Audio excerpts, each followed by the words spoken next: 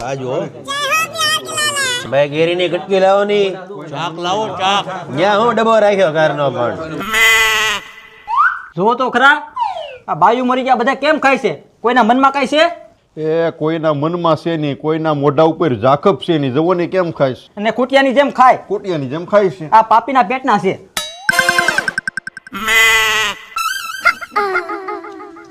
આ તો તમે આવ્યા તે મારી અડબ બંધાણી, બાકી હાથ દીધા પાણી નથી પીધું, મારું લોહી ઉડી ગયું.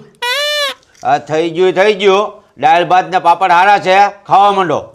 એ તમારા ઘરની બધી બાયું ઈ ગયું છે. હવે મારી દીકરીને બારામાં વિચારો હવે અને આગળ વધો ને વસવેલો વધારો ને મને નાની બનાવો.